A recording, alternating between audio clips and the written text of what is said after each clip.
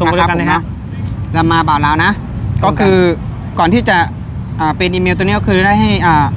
บ่าวน้อยปากเซนะครับผมเนาะเป็นคนสมัครให้นะครับเป็นคนสมัครให้ทำให้ทุกอย่างเนาะซึ่งเมื่อก่อนเนาะบ่าวรับก็ไม่มีความรู้ในเรื่องของการสมัครอีเมลในเรื่องของการทำ YouTube นะครับก็คือ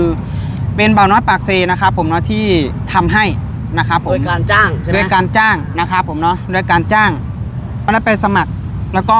สมัคร YouTube นะครับสมัคร YouTube นะก็คือทั้ง YouTube แล้วก็ทั้งอีเมลนะครับคือบ่าวน้อยเป็นคนดูแลนะครับเป็นคนดูแลเป็นคนสมัครให้ทั้งหมดนะครับผมแล้วมันเกิดขึ้นได้ยังไงนะครับผมเมื่อประมาณปีที่แล้วนะปีที่แล้วนะครับผมช่วงประมาณเดือนตุลาเนาะบารามได้กลับไปบ้านนะครับได้กลับไปบ้านได้กลับไปทำธุระเนาะประมาณอาทิตย์หนึ่งหรือ2 อาทิตย์ประมาณนี้แหละแล้วก็กลับมานะครับสวัสดีครับสบายดีพ่อแม่พี่น้องสุขทุกคนทั้งฝั่งไทยฝั่งลาวเด้อพี่น้องเด้อสำหรับคลิปนี้บ่กล้องจากสิว่าจังไดพี่น้องความยุติธรรมก็ต้องมาก่อนความฮักแพงก็ต้องมาก่อนคือกันเฮาโหเบิ่แล้วว่าผู้ใดผิดผู้ใดถูกพี่น้องเอ้ยเฮาก็ต้องอยู่ข้างทางที่ดีเนาะพี่น้องเนาะทางที่ความถูกต้องมาก่อนอยู่แล้วเนาะเรื่องราวเรื่องนี้ก็เฮ็ดให้ทั้ง FC ทั้งฝั่งไทยที่เขาเจ้าติดตามเรื่องราวของคนที่คดโกงเนาะเว้าเต็มปากเลยซะเนาะจักสิว่าจังได๋ทั้งพี่น้องเนาะบ่ว่าคดโกงก็มันมีผลประโยชน์นะเรื่องเล่าเรื่องนี้ที่ยูทูบเบอร์คนหนึ่งเนาะพี่น้องเนาะที่เพิ่นได้ออกมาชี้แจงเนาะออกมาได้ชี้แจงเรื่องเล่าที่มีคนอินบ็อกซ์เข้าช่อง YouTube ของตัวเองเข้าอีเมลของตัวเองเนาะพี่น้องเนาะเฮาลงทุนไปคิดว่าสิ่งที่เฮาลงทุนไปมันอยู่ในการครอบครองของเฮาเนาะพี่น้องเนาะแต่บ่แม่นพี่น้องมันมีกลโกงของยูทูบเบอร์คนหนึ่งบ่กล้องสิบ่เอ่ยนามเนาะหลายๆคนที่เขาเจ้าติดตามว่าเจ้าฮู้อยู่แล้วว่าผู้ใดเนาะแล้วหมู่คู่ของเรานะก็เริ่มตีโตออกห่างย้อนว่าเฮาบ่ฮู้เลยว่าจิตใจของคนมันจะเป็นแบบนี้แต่เฮาบ่ฮู้เลยว่าเขาเจ้าเฮ็ดไปด้วยความจำเป็นหยังถึงต้องเฮ็ดในแบบนี้เนาะคือคิดหน่อยแท้ทั้งเพราะว่าตัวเองก็บ่แม่นว่าสิบ่แม่นอีหยังพี่น้องบ่แม่นว่าสิมีความจำเป็นขนาดนั้นบ่ตัวเองก็มีพื้นฐานผู้ติดตามหลาย FC หลายขนาดนั้นบ่กล้องงงบ่กล้องเสียใจในจุดๆนี้แหละบ่อยากให้ผิดเถียงกันเลยยูทูบเบอร์ไซส์เดียวกันทำมาหากินคือกันเนาะต่างคนต่างอาศัยไผเพิงกันแต่ก่อนก็ได้คือเห็นไปมาหาสู่กันแต่กลับมามื้อนี้เป็นหยังคือต้องมาเป็นแบบนี้เนาะพี่น้องโอ้ยเหลือใจได้บ่กล้องก็ได้เนาะเฮาแห่งสิพากันสุกอยู่ช่วยเหลือกันบ่น่าสิมีกลโกงพากันเฮ็ดแบบนี้เลยนะบ่กล้องเข้าใจได้คนที่สูญเสียคนที่สูญเสียแล้วเฮาบ่ฮู้เลยว่าจิตใจของคนผู้นี้นะหวังเอาแต่ผลประโยชน์มิตรภาพที่ดีๆให้กันนะคือ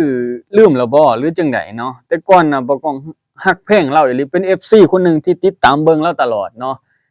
ที่เบิ่งติดตามเราเบิ่งตลอดเพราะว่าหยังเราเป็นคนที่กล้าแสดงออกทุกอย่างทุกแนวกล้าเว้ากล้าจาซื่อ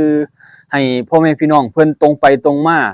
เครียดก็คือเครียดสั่งก็คือสั่งเพิ่นก็ถ่ายทอดให้คนฮู้คือเฮาได้เห็นกันเนาะพี่น้องเนาะผู้ใดก็เริ่มตาสว่างเนาะพากันเลิกติดตามเราหลายแฮงคอมเมนต์เข้ามาบ่กล้องก็บ่อยากให้เขาเจ้าผิดเถียงกันได้พี่น้องหลายๆคนเนาะพี่น้อง FC ทั้งฝั่งไทยที่เขาเจ้าติดตามเกือบ 100% เลยแหละเนาะปัจจุบันนี้บ่ฮู้ว่าเขาเจ้าเลิกติดตามหน่อยหลายส่ำใดเนาะบางคนเพิ่นก็โอ้ปวดหัวนำคือกันเนาะต่างอยากให้จับมือกันอยากให้เว้ากันเนาะตรงไปตรงมาดีกว่าเนาะกว่าสิเอามาวิพากษ์วิจารณ์กันเนาะอันนี้บ่กล้องก็บ่แม่นว่าจะหวังวิพากษ์วิจารณ์จังได๋เด้อพี่น้องแค่อยากฮู้เว้าความจริงอยากให้เพิ่นออกมาชี้แจงเฮาได้อยากฮู้นำกันว่าที่ไปที่มาเป็นแนวใดไอ้น้อยเจ้าจำเป็นจังได๋เนาะจะจำเป็นจังได๋เนาะคือว่าเฮ็ดแบบนั้นมันมีอิหยังจำเป็นบ่ที่เจ้าเฮ็ดไปเนาะก็อยากฮู้อยากเห็นแม่นบ่เฮาเป็น FC คนหนึงที่ติดตามเลาเนาะที่เห็นเลาอยู่ในความ ที่เป็นไปตรงมาแต่ก่อนก็ได้เนาะแต่ว่ากลับมามื้อนี้มีหมู่มีครูหลายๆคนเขาเจ้าออกมาซี้มาแฉเราหลายๆอย่างเนาะความที่เราสิเว้าจังซี่ซะความเห็นแก่ตัวของเราเนาะแล้วก็ผลประโยชน์มาก่อนเสมอเนาะมิตรภาพที่เขาเจ้าแบ่งปันให้ที่ไปมาหาสู่กันพึ่งพาอาศัยกันแต่ก่อนบ่าวกล้องได้ติดตามเบิ่งเรานี่โอ้ยพี่น้องเอ้ยเราก็ไปมาหาสู่กับบ่าวโบบ่าวหลายๆคนเนาะหลายๆคนบ่าวโบบ่าวนุเนาะที่ไปเนาะเฮาก็เห็นในจุดๆนี้เฮาก็ติดตามดีใจเว้ยที่เห็นยูทูบเบอร์เฮาบ้านเฮาเมืองเฮานะวงการยูทูบเบอร์บ้านเฮาพากันไปนำกันซอยสุกหนูเบิ่งแย่งรุ่นน้องคือซุมเฮาเฮาก็ได้ติดตามแล้วเอามาเป็นตัวอย่างพากันกล้าเว้ากล้าปากหลายๆอย่างหลายๆสิ่งที่ยูทูบเบอร์วงการเนาะยูทูบเบอร์วงการยูทูบเบอร์นี่คือบ่าวโบเนาะอันดับแรกที่บ่าวกล้องติดตามแล้วก็บ่าวน้อยบ่าวนุนี่แหละที่แบบติดตามเนาะ3ช่องนี่แหละเด่นๆเลยนะเว้าตามความจริงเด่นๆเลยบ่าวกล้องติดตามจริงๆเนาะแล้วก็เบิ่งการไปกันมาของเขาเจ้าก็เว้าเรื่องราววิถีชีวิตคนลาวที่อยู่ในเมืองไทยแล้วก็วิถีชีวิตคนลาวแบบไปพ้อไปเห็นอันนั้นอันนี้นะแปลกหูแปลกตาแล้วก็ถ่ายทอดให้พ่อแม่พี่น้องทั้งลาวเฮาได้เบิ่งแล้วก็ถ่ายทอดให้พ่อแม่พี่น้อง FC ทั้งฝั่งไทยเพิ่นได้เบิ่งนำพี่น้องเนาะเฮาได้เห็นในจุดๆนี้เฮาก็ดีใจได้ที่เพิ่นถ่ายทอดแล้วก็ตรงไปตรงมาแต่ว่าบ่ฮู้มื้อนี้มันเกิดหยังขึ้นคือได้มาเป็นแบบนี้เนาะพี่น้องเนาะคนที่เฮาคิดว่าดีว่ามิตรภาพดีๆน่ะที่มอบให้กันน่ะเป็นหยังมันคือพลิกแพลงโดยผลประโยชน์จังซี่นะมาปัจจุบันนี้การที่เฮาเด่นเฮาดังหรือจังไดเนาะเฮาคิดเห็นผลประโยชน์หรือว่ามีค่าใช้จ่ายจังไดบ่หรือว่ามันมี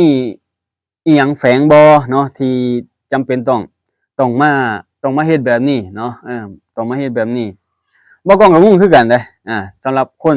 ที่ติดตามคนหนึงเนาะบ่แม่นแต่ว่า FC พ่อแม่พี่น้องของคนไทยเนาะ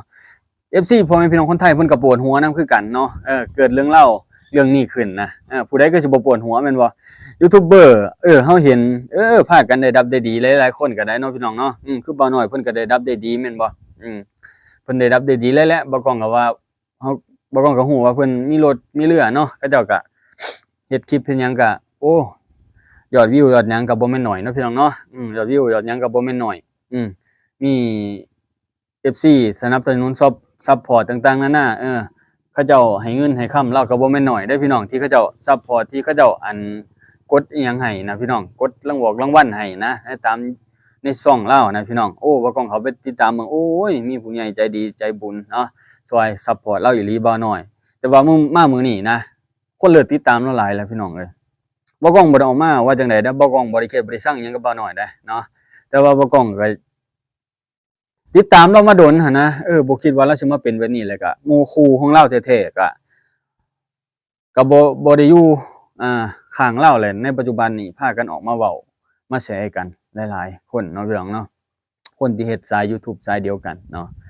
ก็ออกมาแชร์เราเว้าให้เราหลายๆอย่างเนาะที่เคยผ่านไปผ่านมานำกันเนาะแต่มามื้อนี้เฮาก็ท่าฟังจากปากบ่น้อยเนาะว่าเราสิออกมาเว้าจังได๋ออกมาชี้แนวทางแนวใดอยากให้พ่อแม่พี่น้องฮู้นำกันเฮาก็ได้แม่นบ่พี่น้องบ่แม่นแต่ว่าเรื่องราวมันจะจบง่ายๆพี่น้องก็เขาเจ้าคือว่าเอาเรื่องเอาราวให้ถึงที่สุดแหละพี่น้องเอ้ยถ้าว่ามาแจ้งความทั้งลาวก็บ่ฮู้ว่าการดำเนินคดีเรื่องราวแบบนี้เนาะจะไปในทางใดเนาะพี่น้องเนาะถ้าว่าอยู่ทางไทยเนาะเขาเจ้าว่าการละเมิดสิทธิแม่นบ่พี่น้องช่องทางอีหยังสักอย่างเนี่ยที่บ่กล้องก็บ่ฮู้คือกันเนี่ยที่เขาเจ้าเขียนมาเนี่ยแต่ว่าเฮาก็ต้องเอากำลังใจสู้ช่วยกันนะพี่น้องทั้ง2ฝ่ายนั่นแหละเนาะมาชี้แจงให้ซึ่งกันและกันแต่ว่ามีสิทางผู้ถูก